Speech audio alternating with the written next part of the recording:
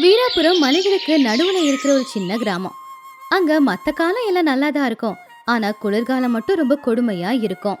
மலையில இருந்து வீசுற அந்த குளிர் காத்தால உடம்பெல்லாம் உறைஞ்சு போய்கிட்டு இருந்துச்சு. அந்த ஊர்ல குளிர்காலம் வந்தாலே எல்லாருக்குமே ஞாபகம் வர ஒரே ஒரு பேர், அது கங்கணம் காந்தையா பேரு தான். காந்தையாவுக்கு அந்த ஊர்ல ஒரு பெரிய ஜவுளி கடை இருந்துச்சு. அவனுடைய ஜவுளி கடையில எல்லா துணிகளும் இருக்கும். அதுலயும் முக்கியமா குளிர்காலத்துக்கு பயன்படுற போர்வைங்க, ஸ்வெட்டருங்க, ஸ்கார்ஃபுங்க, தொப்பிங்க, இது எல்லாமே ரொம்ப அதிகமா இருக்கும். காந்தையாவுக்கு பணத்து மேல ஆசை இல்ல, பைத்தியம். அவனுடைய பொண்டாட்டி சுகுணா மட்டும் அவன மாதிரி இல்ல, ரொம்பவும் நல்ல மனுஷி.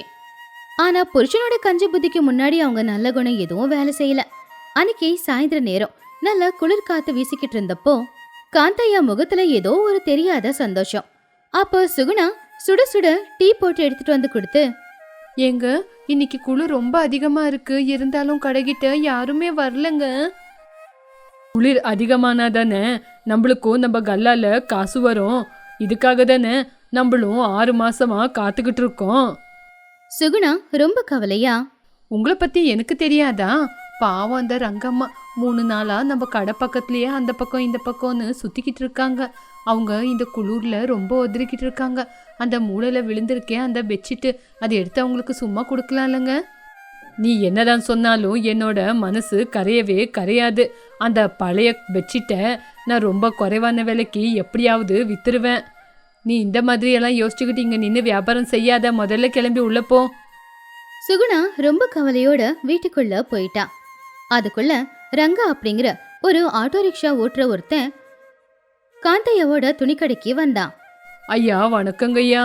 காந்தையா அவனை மேல இருந்து கீழே வரைக்கும் பார்த்து, என்னடா பிச்சை கேட்க வந்திருக்கியா? இது பெட்ஷீட்டோட கடை. அப்போ ரங்கா, ஐயா எங்க அம்மாவுக்கு ரொம்பவே உடம்பு சரியில்லை, அவங்களுக்கு ரொம்ப குளிர் காய்ச்சல், அவங்க குளிருக்கு ரொம்ப உதறாங்க. குறைவான விலையில பெட்ஷீட் ஏதாவது இருந்தா கொடுங்க ஐயா.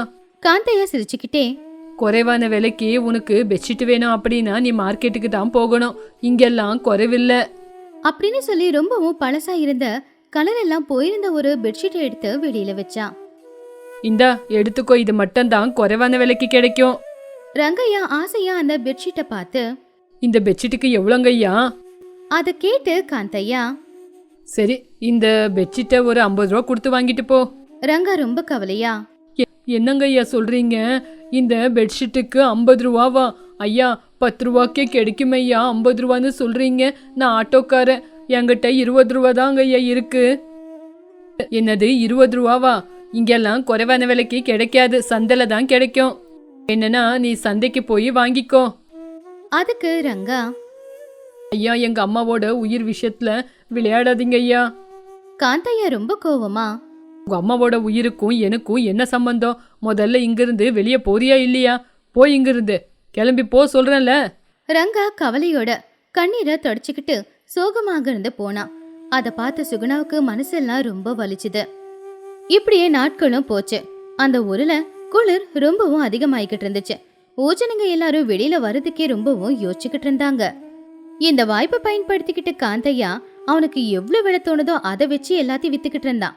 அந்த ஊருக்கு புதுசா டாக்டர் வேலையை பார்க்க வந்த டாக்டர் ராமு அவருடைய சின்ன கிளினிக் வச்சுக்கிட்டு உட்காந்துக்கிட்டு இருந்தாரு.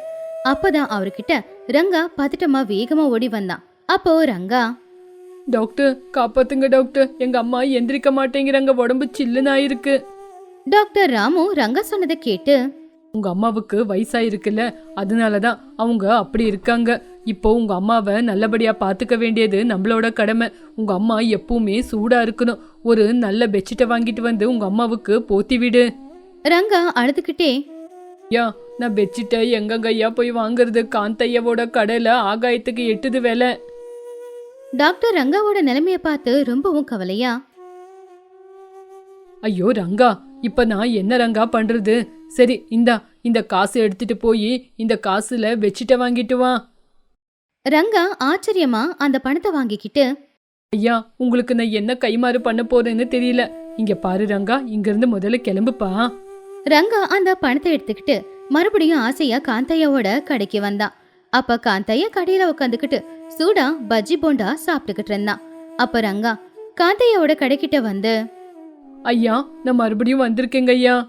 காந்தையா ரங்காவை பார்த்து, இங்க பாருப்பா, 150 ரூபா கொண்டு வந்திருக்கியா? ஐயா, எங்க அம்மாவோட நிலைமை நல்லா இல்ல. இந்தாங்க ஐயா 100 ரூபா. இதுக்கேத்த மாதிரி ஏதாவது பெட்ஷீட்டை கொடுங்க. 100 ரூபான்னு சொன்ன உடனே காந்தையோட முகத்துல ஒரு பயங்கரமான சந்தோஷம். ரங்கா கையில இருக்கிற அந்த பணத்தை வாங்குறதுக்காக ஏதோ திட்டம் போட்டுக்கிட்டு இருந்தான். அப்ப காந்தையா, ஐயோ ரங்கா, நீ ரொம்ப தாமதமா வந்திருக்க. காலையில இருந்து நல்ல பெட்ஷீட் எல்லாம் நல்லபடியா வியாபாரமாச்சு. இந்த விலைக்கு என்கிட்ட பெட்ஷீட் இல்ல. ஐயா, நீங்க தான் ஏன் எப்படியாவது காப்பாத்தணும். காந்தையா வீட்டுக்குள்ள போய் ஒரு மூலையில இருக்கிற போர்வையை கொண்டு வந்து, அப்பா, உன் நிலைமைய பார்த்தாலும் ரொம்ப கஷ்டமா தான் இருக்கு. இந்த பெட்ஷீட்டோட விலை 150 ரூபா. 150 ரூபா கொடுத்துட்டு வாங்கிட்டு போ. ஐயா, என்னங்க ஐயா சொல்றீங்க? 150 ரூபாவா? என்கிட்ட டாக்டர் கொடுத்த 100 ரூபா மட்டும் தாங்க ஐயா இருக்கு. இதை வச்சுக்கிட்டு கொடுங்க ஐயா.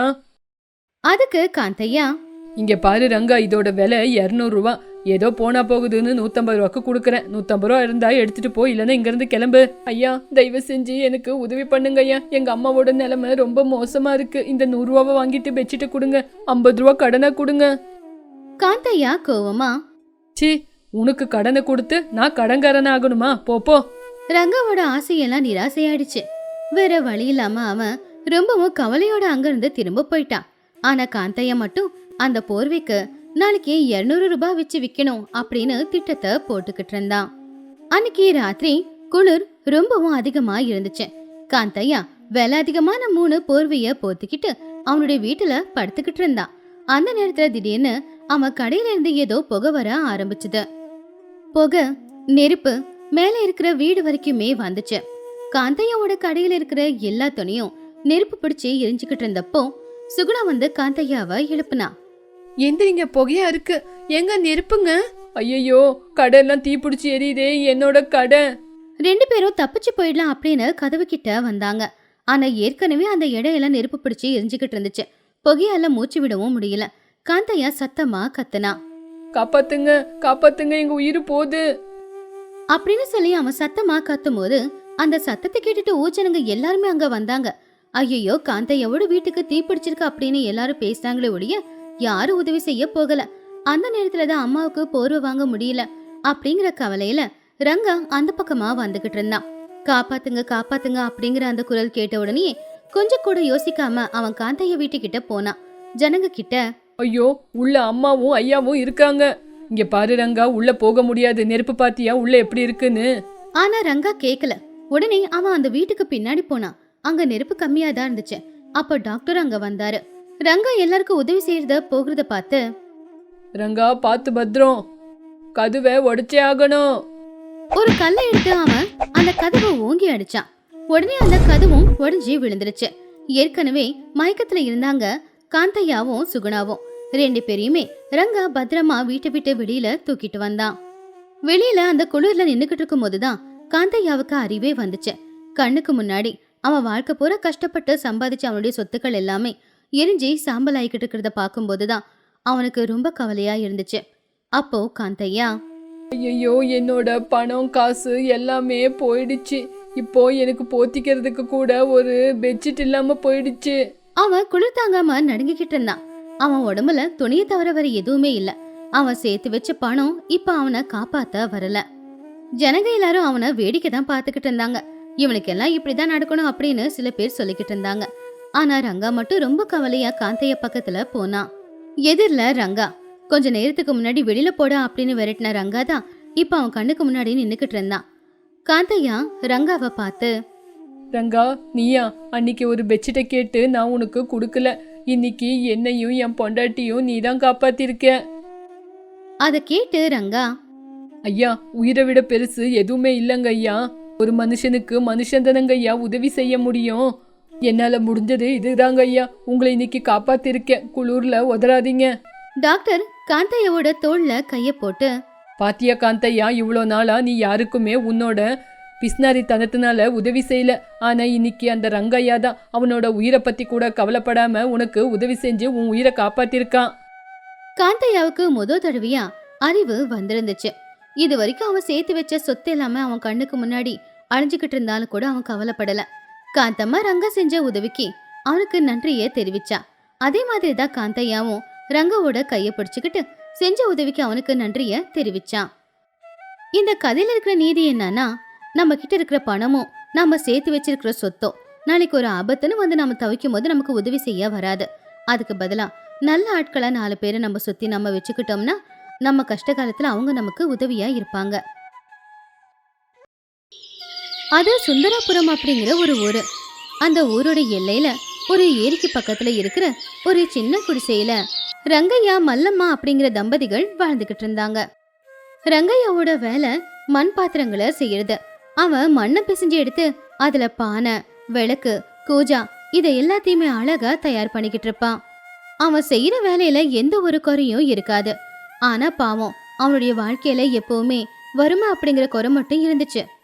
நாள் பூரா கஷ்டப்பட்டாலும் கூட ஒருவேளை சாப்பாட்டுக்கு சரியான பணம் கிடைச்சிக்கிட்டு இருக்கல. ஆனாலும் ரங்கையா எப்பவுமே நேர்மையான வழியில தான் வியாபாரம் செஞ்சுக்கிட்டு இருந்தான். ஒரு நாள் மதிய நேரம் ரங்கையா எப்பவும் போலவே சக்கரத்துல மண்ணை போட்டு பானைய தயார் பண்ணிக்கிட்டு இருந்தான். மல்லம்மா பக்கத்துல தான் உக்காந்துக்கிட்டு இருந்தா. அவ முகத்துல கஷ்டம் தெளிவாவே தெரிஞ்சது. என்னங்க, வீட்ல சமைக்கிறதுக்கு எதுவுமே இல்ல. சாயங்காலத்துக்கு அரிசி கூட இல்லைங்க. இன்னைக்கு இந்த பானைங்க வித்து போச்சுன்னா மட்டும்தான் இன்னைக்கு நம்மளோட வயிறு நிறையுங்க. மல்லி, இந்த விஷயம் எனக்கு தெரியும். இன்னைக்கு மார்க்கெட்ல நம்ம பானைங்க நல்ல வியாபாரமாகும். அந்த கடவுள் கூட நம்ம கஷ்டத்தை பார்த்துக்கிட்டு இருக்கான்ல. இன்னைக்கு நம்ம நம்பிக்கை தான் நம்மள காப்பாத்துது. இருந்தாலும் யாருக்கும் என்னைக்குமோ நம்ம எந்த துரோகத்தையும் பண்ணதே இல்ல. இப்படி இருந்தா கூட நம்ம எவ்வளவு கஷ்டப்படுறோங்க. இருந்தாலும் எதுக்குங்க நம்மளுக்கு இவ்வளோ பிரச்சனைங்க? அந்த பூபதி பாத்தீங்களா, எத்தனை பேரு தலையடிச்சு அவன் வாழ்றான். ஆனா இன்னைக்கு அவன் தாங்க இந்த ஊர்ல நல்லா இருக்கான். அல்லி, அந்த மாதிரி அவங்களுக்கும் நம்மளுக்கும் எடை போடாத. அவங்க கெட்டது பண்ணி வாழ்றவங்க, நம்ம நல்லது பண்றவங்க. நல்லதுக்கு ஒரு நாள் இல்லைன்னா ஒரு நாள் காலம் இருக்கும். ஆனா கெட்டது பண்றவங்க கண்டிப்பா ஒரு நாள் இல்லைன்னா ஒரு நாள் அனுபவிப்பாங்க. எனக்கு தெரியுங்க. நீங்க இருக்கும்போது நான் எதுக்குங்க கவலைப்படணும்? அந்த நேரத்துலதான் பூபதியோட வண்டி அந்த வழியா போய்கிட்டு இருந்துச்சு. அப்போ வண்டியில இருந்து இறங்கி பூபதி அங்க பானை தயார் பண்ணிக்கிட்டு இருந்த ரங்கையாவை கொஞ்சம் மட்டமா பார்த்தான். ஏ ரங்கையா, நேத்து நான் சில பானைங்களை செஞ்சு கொடுக்க சொன்னேன். ஆனா நீ ரொம்ப சின்னதா செஞ்சு கொடுத்துருக்க. இன்னைக்கு அதை திருப்பி கொடுக்கறேன், பெருசா செஞ்சு கொடு. சரிங்கய்யா, கண்டிப்பா செஞ்சு கொடுக்கறேன். பூபதி கிண்டலா சிரிச்சுக்கிட்டே செஞ்சு கொடுக்கறேன்னு தான் சொல்லுவேன். ஆனா காசை முதல்லயே கேப்ப. சரி, இன்னைக்கு இதை வச்சுக்கோ, நாளைக்கு மொத்தமா கொடுக்கறேன். அப்படி பூபதி அவனுடைய பையில இருந்து ஒரு காசை எடுத்து தூக்கி விசிறி போட்டான். அது சேத்துல விழுந்துச்சு. ஆனா ரங்கையா எதுவும் சொல்லாம அதை எடுத்து தொடச்சி வச்சுக்கிட்டான். மல்லம்மா இத பார்த்து ரொம்பவும் கவலைப்பட்டுக்கிட்டு இருந்தா.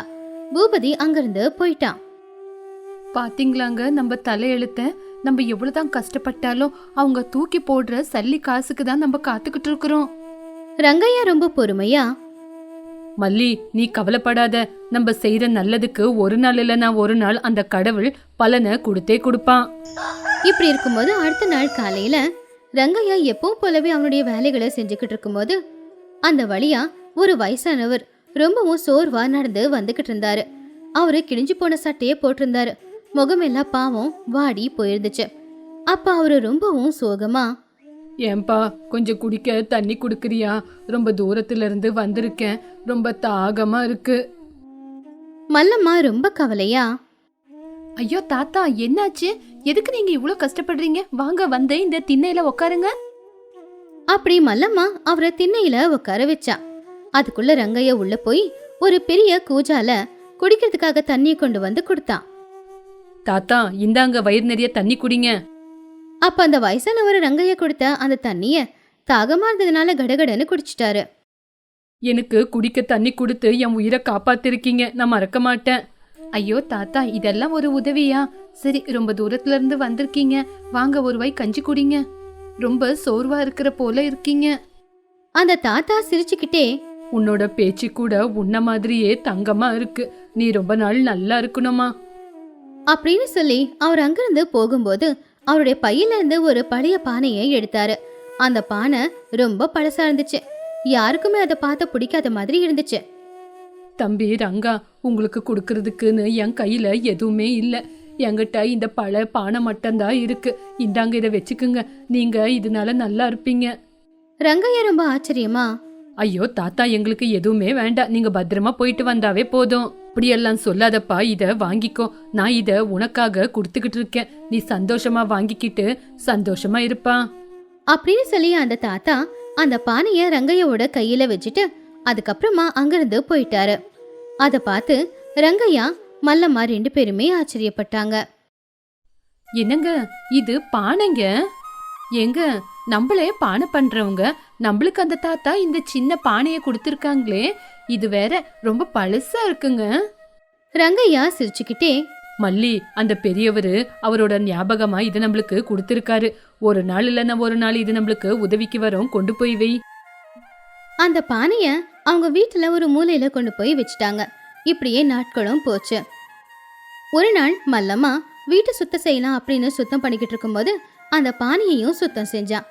அத சுத்தம் செய்யறதுக்காக வெளியில கொண்டு வந்தப்போ மல்லம்மா அந்த பானைய பார்த்து, இத கழுவுனா கூட வெள்ளை ஆகாதோ என்னவோ, என்ன இதுக்குள்ள ஒரு மாதிரி சத்தம் வருது அப்படின்னு சொல்லி அவ அந்த பானைய கொஞ்சம் அசைச்சப்போ அதுக்குள்ள இருந்து ஏதோ சத்தம் கேட்டுச்சு. ஏதோ இருக்கு போல அப்படின்னு அதை இன்னும் கொஞ்சம் அசைச்சப்போ தவறி அந்த பானை கீழே விழுந்து பாவம் உடஞ்சே போயிடுச்சு.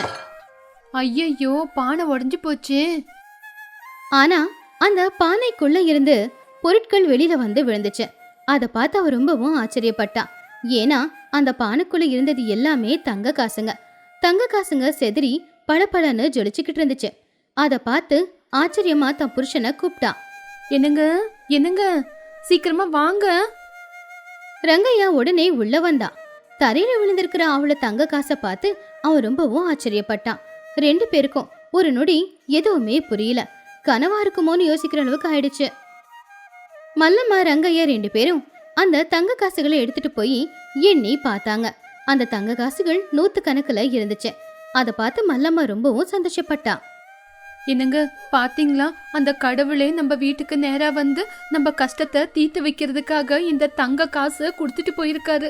இதனால நம்ம ரொம்ப நல்லா சந்தோஷமா வாழலாங்க. ரங்கையா அப்போ ஏதோ ஆழ்ந்த சிந்தனையில இருந்தான். ஏங்க, என்னாச்சு? இத பார்த்து கூட உங்களுக்கு சந்தோஷமா இல்லையா? ரங்கையா ரொம்ப பொறுமையா, சந்தோஷமா தான் இருக்கு மல்லி, இருந்தாலும் என் மனசுக்குள்ள. ஏங்க, என்னாச்சு? மல்லி, அந்த பெரியவரு நம்மளுக்கு அந்த பானையை கொடுக்கும்போது அதுக்குள்ள என்ன இருக்குன்னு அவர் பார்த்தாரோ இல்லையோ, இதுக்குள்ள தங்கம் இருக்குன்னு நம்மளுக்கு சொல்லவே இல்லையே. ஒருவேளை அது அவருக்கு யாராவது கொடுத்துருக்கலாம், அவரு தெரியாம நம்மளுக்கு இந்த பானைய கொடுத்துருக்கலாம்ல. மல்லம்மா கொஞ்சம் சோகமா, ஏங்க, அப்படின்னா உங்க வார்த்தையோட அர்த்தம் அந்த பெரியவரு நம்ம கஷ்டத்தை போக்குறதுக்காக தெரிஞ்சுதான் இதை கொடுத்திருப்பாருன்னு எனக்கு தோணுது. ஏன்னா கொடுத்ததுக்கு அப்புறம் உங்க கஷ்டம் எல்லாம் தீந்து போயிடும்னு சொல்லி தானங்க கொடுத்தாரு. அந்த பெரியவரு அவராவே வந்து இந்த தங்கத்தை நம்மளுக்கு கொடுத்துருக்கலாம். இருந்தாலும் இந்த பானைக்குள்ள தங்கம் இருக்கிறது அவருக்கு தெரியாம கொடுத்திருந்தா மத்தவங்க காசுல நம்ம சந்தோஷப்பட்டு வாழ்ற மாதிரி தானே இருக்கும். மல்லம்மா தலையை குனிஞ்சு, நீங்க சொல்றது என்னவோ உண்மைதான், இருந்தாலும் நம்ம கஷ்டம் இன்னைக்கு இருக்கும், நாளைக்கு போயிடும். நம்ம இன்னைக்கு நல்லா இருப்போம், நாளைக்கு பணம் வரும். ஆனா அந்த பெரியவரோட காசை நம்ம எடுத்து செலவு பண்ணிட்டா அது நம்மளுக்கு ஒரு குற்ற உணர்ச்சியாவே இருக்கும்ல. ஏங்க, நீங்க சொல்றது என்னவோ சரின்னு தான் எனக்கும் தோணுது. உங்க வார்த்தையை என்னைக்கும் நான் மீறி நடக்க மாட்டேங்க. உங்க சந்தோஷத்துக்கு இடைஞ்சல் வர மாதிரி செய்ய மாட்டேன். அப்படி அந்த தம்பதிகள் அந்த தங்க காசுகளை பழைய இரும்பு பெட்டியில போட்டு பூட்டி வச்சாங்க. ரங்கையா அன்னையில இருந்து அவனுடைய வேலைகளை செஞ்சுக்கிட்டே அந்த வயசானவர் எங்க இருக்காரு அப்படின்னு ஊரூரா போய் அவன் தேடவும் ஆரம்பிச்சான். காத்துக்கும் காது இருக்கு அப்படிங்கிறது உண்மை. ரங்கையா வீட்டுல தங்க காசு கிடைச்ச விஷயம் காத்து மூலமா எல்லாருக்குமே பரவுச்சு. அப்படி அந்த செய்தி பூபதியோட காதலியும் விழுந்துச்சு. பூபதி அடியாட்களோட ரங்கையாவோட வீட்டுக்கு வந்தான். ஏ ரங்கையா, வாடா வெளியில. ரங்கையா வெளியில வந்து, ஐயா, என்னங்கய்யா, என்னடா உன் வீட்டுக்குள்ள தங்க நிறைஞ்ச பானை இருக்காமா? அத கேட்டு ரங்கையா, அது உங்களுக்கு தேவையில்லாதது. என்னது அது எனக்கு தேவையில்லாததா? உனக்கு எவ்வளவு தைரியம் இருந்தா என்கிட்டே இவ்வளவு திமிரா பேசுவ? நான் இந்த ஊர்ல பெரிய மனுஷன். இந்த ஊர்ல எந்த நிதி கிடைச்சாலும் அது எனக்கு தான் சேர வேண்டியது. அது எனக்கு கொடுக்கலன்னா காலையிலேயே உன்னை பஞ்சாயத்துக்கு வர வைக்குவேன். ஐயா, நான் இப்படி பேசுறேன்னு என்ன மன்னிச்சிடுங்க, என்ன தப்பா நினைக்காதீங்க. என் வீட்டுல இருக்கிற காசு என்னோட இது இல்ல. அது ஒரு பெரியவர் தெரியாம என்கிட்ட கொடுத்தது. அதனால அந்த பணத்துக்கு சொந்தக்காரன் நான் இல்ல, அந்த பெரியவரு தாங்க ஐயா. பூபதி ரொம்ப கோவமா, உனக்கு எவ்வளவு தைரியம் இருந்தா என் முன்னாடி மறுபடியும் எகுத்து பேசிக்கிட்டு இருக்க? இந்த பணம் எனக்கு தான் சேர வேண்டியது. நாளைக்கு காலையில நீ பஞ்சாயத்துக்கு வந்தே ஆகணும். பூபதி கோவமா அங்கிருந்து போயிட்டான். மல்லம்மாவுக்கு பயம் வந்துருச்சு. எங்க இப்ப என்னங்க பண்றது? அந்த பூபதி கண்டிப்பா நம்மள வாழ விட மாட்டான். இப்ப நம்ம என்னங்க பண்றது? நீ கவலைப்படாத, நம்ம எந்த தப்பும் பண்ணல. எந்த தப்பும் பண்ணாதப்போ மத்தவங்களுக்கு நம்ம எதுக்கு பயப்படணும்? நம்ம ரொம்ப நேர்மையா தான் இருக்கிறோம். அப்படியே அடுத்த நாள் காலையில ஊருக்கு நடுவுல பஞ்சாயத்தும் கூடுச்சு. ஒரு பக்கம் திமிரா பூபதி நின்னுக்கிட்டு இருந்தான், இன்னொரு பக்கம் கவலையா ரங்கையா மல்லம்மா நின்னுக்கிட்டு இருந்தாங்க. அப்போ அங்க தீர்ப்பு கொடுக்கறதுக்காக அந்த ஊரோட தலைவரும் வந்திருந்தாரு. ரங்கையா, பூபதி சொல்றது உண்மையா? உனக்கு பானை நிறைய தங்கம் கிடைச்சுதா? ஆமாங்கய்யா, கிடைச்சது. ஆனா அப்போ பூபதி அவர்கிட்ட, பாத்தீங்களா, கேட்டீங்களா எல்லாரும்? அவனே உண்மையை ஒத்துக்கிட்டான். அது எனக்கு சேர வேண்டியது. தயவு செஞ்சு நான் சொல்றத எல்லாரும் காது கொடுத்து கேட்டுக்கங்க. ஒரு பெரியவர் என் வீட்டுக்கு வந்து ஒரு நாள் எனக்கு இந்த பானையை கொடுத்தாரு. அதுக்குள்ள தங்கம் இருக்கிறத நான் பார்க்கல. அதனால அந்த தங்கம் அவருக்கு தான் சேர வேண்டியது. பாத்தீங்களா, நம்ம எல்லாரும் கண்டுபிடிச்சிட்டோம் அப்படின்னு இவன் எந்த மாதிரி கதையை சொல்றான்னு. தலைவர் யோசிச்சு பார்த்து, எல்லாருமே கொஞ்சம் சும்மா இருக்கீங்களா?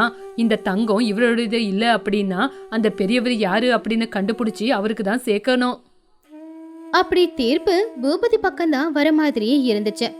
அதனால ரங்கையா மல்லம்மா 2 பேரும் கடவுள்கிட்ட வேண்டிக்கிட்டாங்க. அப்பதான் அந்த கூட்டத்துக்குள்ள இருந்து ஒரு பெரியவர் முன்னாடி வந்து நின்னாரு. வந்தவர் வேற யாரும் இல்ல, ரங்கையாவுக்கு அன்னைக்கு பானைய கொடுத்தவர் தான். ஆனா இந்த தடவை அவரு பார்க்க பிச்சைக்கார மாதிரி எல்லாம் இல்ல. நல்லா பட்டு துணியை போட்டுக்கிட்டு உடம்பெல்லாம் நகையை போட்டுக்கிட்டு பெரிய மனுஷன் மாதிரி வந்திருந்தாரு. நில்லுங்க. ஆமா, நீங்க யாரு? நான் இந்த ராஜ்யத்தோட மந்திரி. என்னோட மகாராஜாவோட அனுமதியோட நான் இவன் வீட்டுக்கு போய் இவன் கஷ்டத்தை பார்த்து இவனோட நாணயத்துக்கு தங்கத்தை கொடுத்தேன். அதை கேட்டப்போ பூபதியோட முகமே வாடி போயிடுச்சு. அப்ப அந்த வயசானவர் ரங்கையாவை பார்த்து, ரங்கையா, அன்னைக்கு நான் உன் வீட்டுக்கு வரும்போது நீ அவ்வளோ கஷ்டத்துல இருந்தாலும் நீ எனக்கு ஓடி வந்து உதவி செஞ்ச. உன்னோட நல்ல குணத்துக்கு உன்னை பார்த்து நான் உனக்கு அந்த தங்கத்தை தானமா கொடுத்தேன். ஆனா இன்னைக்கு நீ ஜெயிச்சிருக்க. அவ்வளோ நகை தங்கங்கள்லாம் உன் முன்னாடி இருந்தாலும் அதை பார்த்து நீ ஆசைப்படல. அவரு எல்லாரையும் பார்த்து, இந்த தங்கம் ரங்கையாவுக்கு தான் சேரணும். அவனோட நல்ல குணத்துக்கு நான் அவனுக்கு கொடுத்த பரிசு. அவரு பூபதிய ரொம்ப கோவமா பார்த்து, ஏ பூபதி, மத்தவங்க பணத்துக்கும் நீ ஆசைப்படுறியே, அதனாலதான் நம்மளோட ஊரே நாசமா போய் கிடக்குது.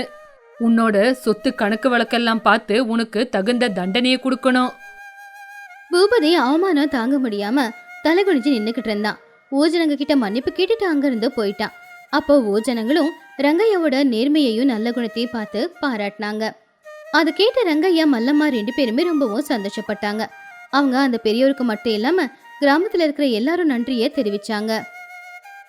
மல்லம்மா கண்ணுல கண்ணீரோட, என்னங்க, நீங்க சொன்னது உண்மைதான். நம்மளோட நல்ல குணம் தான் இன்னைக்கு நம்மள காப்பாத்திருக்கு. அதை கேட்டு ரங்கையா, ஆமா மல்லி, அந்த பானை தான் நம்மளுக்கு அதிர்ஷ்டத்தை கொண்டு வந்து கொடுத்திருக்கு. ஆனா அந்த அதிர்ஷ்டம் நம்மளோட நாணயத்தினால தான் நம்மளுக்கு கிடைச்சது. அதுக்கப்புறமா ரங்கையா அவனுடைய வேலைய இன்னும் கொஞ்சம் பெருசா வளர்த்தான். அவன்கிட்ட இப்ப எவ்வளவு பணம் இருந்தாலும் கூட அவன் அவனுடைய பொறுமையையும் அவனுடைய அடக்கத்தையும் விடல. எல்லாரையுமே நல்லபடியா மதிச்சுக்கிட்டு இருந்தான். ஊஜனங்க எல்லாரும் அவனை பார்த்து ரொம்பவும் பெருமைப்பட்டாங்க. இந்த கதையில இருக்கிற நீதி என்னன்னா, உண்மையான சொத்து பணமோ சொத்தோ கிடைக்கிறதுல இல்ல. ரொம்பவும் கஷ்ட காலத்திலயும் கூட நாம நேர்மையை விடாம இருக்கிறதே பெரிய சொத்து தான். நம்ம கிட்ட இருக்கிற நல்ல குணம், நேர்மையான குணம் நம்மள கஷ்ட காலத்துல கூட நிச்சயமா காப்பாத்துறதுக்கு உதவும்.